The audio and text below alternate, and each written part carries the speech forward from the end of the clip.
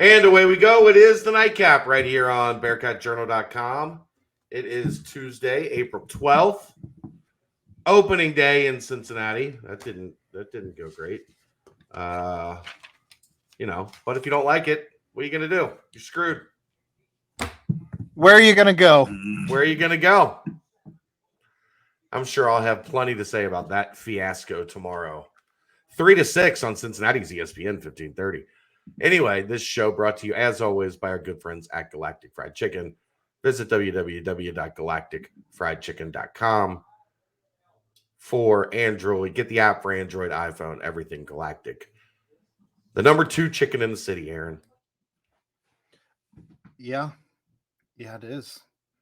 They've won the awards. I know. I need to get back down there. I keep saying that, and I just haven't had the time. Well, it's tough for me because I don't have a reason to be downtown because I'm boycotting Reds games. I'll have a lot about that tomorrow.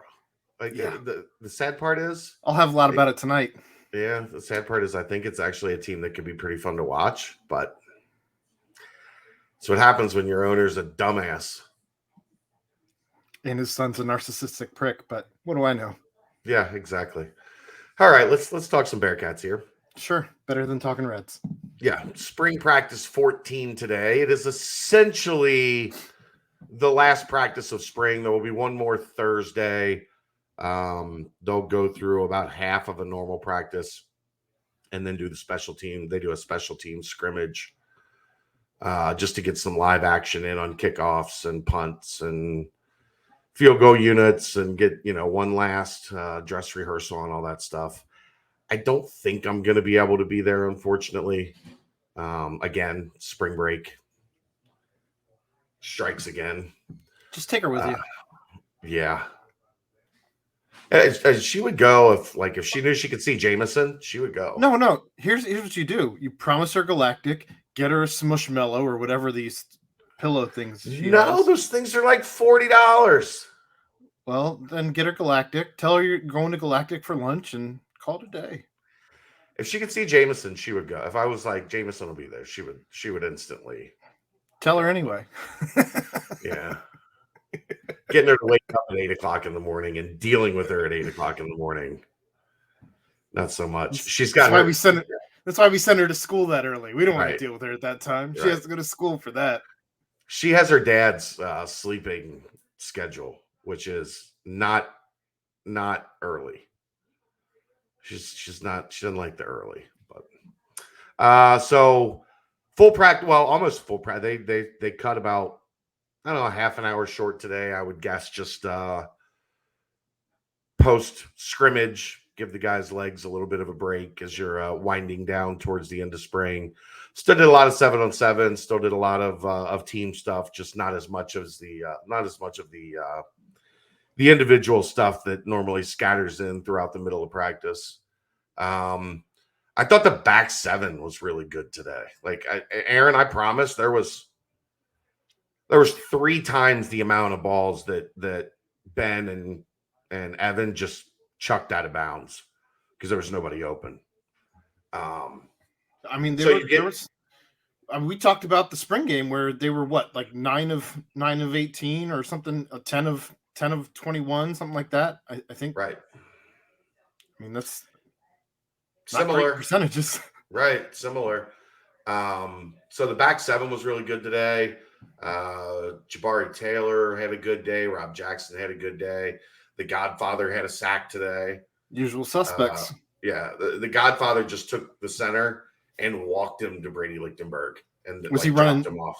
Was he running first team or second team when he did that? It was with the threes. Okay. It was Brady Lichtenberg, so threes. Well, I was just wondering who the center was. If it was Landon. No, it's whoever the third team center. I can't remember who the third team center is. But you just don't want it to be the coach's kid that you're picking up and walking into the quarterback. You pick him up and you drop him off at Luke. Is it yours?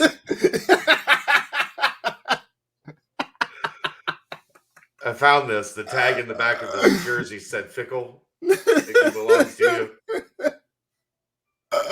Oh man. So no, it was another good day for the defense. I thought Ben bounced back from what you guys talked about in the spring game. I thought he had a pretty good practice today. Of course, generally he's been at his best when they've done red zone work, and they did red zone work today. So he's really good in that setting. Obviously farther along in that detail oriented, Yeah. the windows close.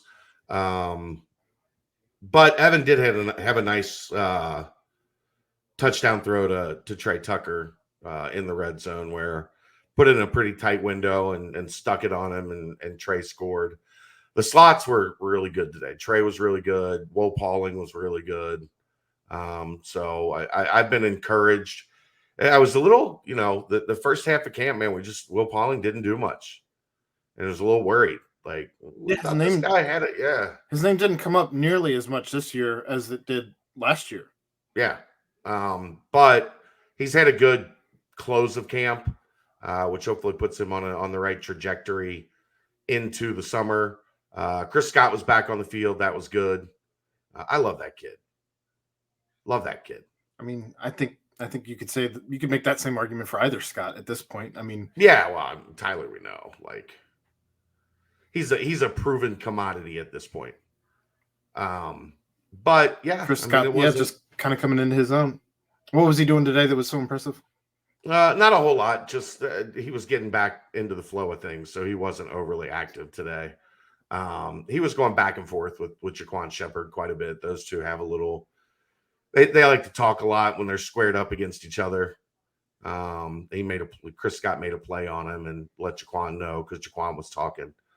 Who do you think before the play? That's a good question. Who do you think talks the most on this defense right now? Because for me, I have a name in mind who I think it is right now, who talks more than anybody. That's a good one. Because he's not first team, at least the name I have in mind. I mean, the answer's Deshaun Pace, but he's out right now. Fair enough. Okay, fair enough. I was thinking back to the spring game, who I saw just chirping at everybody, whether it was at the sidelines, whether it was the guys on the field, whoever, it didn't matter. Who you got? Byron Threats. He chirps a lot, yeah. Jiggy likes to talk. Like, he's clearly one of those guys that likes to chat it up a little bit. Jaquan Shepard talks a lot, for sure. Justin Harris talks quite a bit. Had a good interview with him today. But he's one of those guys that's always, letting guys know how he feels. Anybody on the line that you can think of? It's so hard. Like, Majay was Right. was the one you could tell. I think Rob Jackson might be that guy. What are you going to say back to him? Nothing. Because sorry, sir. He's a very large man. Sir, this is my quarterback. I will escort you to him if you would like. My name is Landon Fickle. Please don't take me to my dad. Please don't drop me off at my dad. But after he had that strip sack on Evan, he made sure everyone knew on the sideline that it was a strip sack on Saturday. Whether they were recording strip sacks or not, he made sure everyone knew he had a strip sack. Malik likes to talk a lot. He hasn't been out there either, though. Right. So yeah, he hasn't been out as much. But that's another guy. Hicks will talk. Hicks will chat it up. Not as many as last year, though. Like, they had a lot of dudes last year that right now you got guys trying to earn positions. You got guys trying to find the field. You got guys trying to slot in some new places, figure out some new schemes. So it makes sense as to why maybe it's a little quieter than what we might see. What we might see at higher ground. Yeah. By the time we get to higher ground, I think we'll be. I want to hold that question and see if we have different answers come mid shape higher ground. But it's been a good spring. I think it's been a productive spring. I think you legitimately now feel comfortable that you have two quarterbacks that you can trust in, that you can put some faith and belief in. And when you're replacing a guy like Desmond Ridder, you're fortunate to have one, right? Like, it's so difficult when you have one guy that takes all the snaps for 4 years. Developing the next guy isn't easy. Did you see his Dan Orlovsky talking about him on the Pat McAfee show? Yeah. It's so strange that they find him to be the most NFL ready, yet not necessarily the guy that they want to push all in on. Nah, that's because he's not flashy. Like, he's just consistent. That doesn't set, like, that doesn't gain viewers. It doesn't, it's not splashy.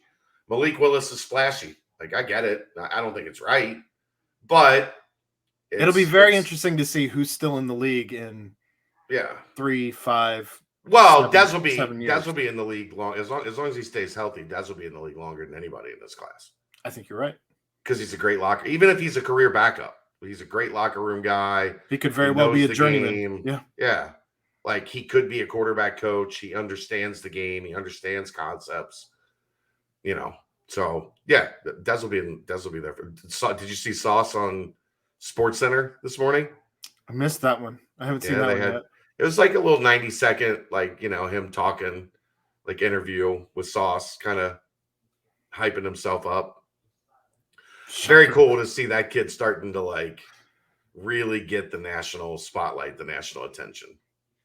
I don't have a whole lot else for football. It wasn't, it wasn't an eventful practice. Like I said, usually the practice after the spring game, they're just kind of winding down, working on some things that, maybe they thought needed fixed from the spring game, working on some formations, some stuff like that. So, but I was there. Anything going on with hoops today? They did get the word that they are in the final two for Rob Venice, point guard from Indiana. Played a lot of minutes for the Hoosiers over 4 years. Had a foot injury last year that really hurt his effectiveness. But this is a guy that is a, defense first. Put him on the opponent's best perimeter player. Count on him to lock that guy up. And, I knowing Wes, who is a defense first coach, right? I know offense sells tickets. Offense makes trolls on Twitter happy. But this team, remember, 14-5. And the defense was ranked number 25 in the country in defensive efficiency on KenPom. The defense fell apart, and they won 3 of their next 9. Wes is a defense first coach. He is going to look at that and say, what? We need to get better on defense. So I think that's what Rob Venice would be. It's down to Cincinnati and Butler. Somebody asked me on the board what the odds were. I placed them at 50%. And he's a wing, right? No, he's a point guard. Point guard? Okay. Yeah. So you slot him in at point. And, I mean, considering I don't know what Mikey really brought to the table defensively. I don't know that he was good hands. He had good hands.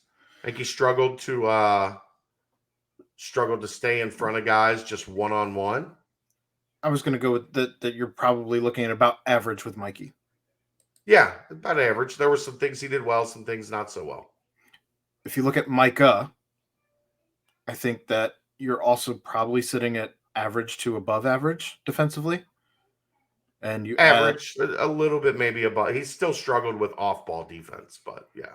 So you put a guy in at point guard who has above average defense. Yep. And has a little bit more length than we're accustomed to, which was, again, one of the focuses that they've been working on. You add that to another big who can actually score and pair that with Newman, with DDJ, and a combination of Jeremiah and Hensley, an improved Hensley. And all of a sudden, this team's looking very different than it did last year. That's not even including Dan Skillings and Josh Reed. Correct. So the roster's gonna look significantly different either way. And if you can, let's say you get Venice, and then you go out and you can find a scoring type wing to go with him. Now you've got a rotation of guys that you can mix and match, and you can go offense if you feel like you got an advantage. You can go defense if you feel like, we really need to shut this team down. And you can make those changes and adjustments in game, which I think that was part of the problem that they had last year. What did we talk about? Too many one-note guys, too many guys that only filled one role, and none of it really complemented each other. Right.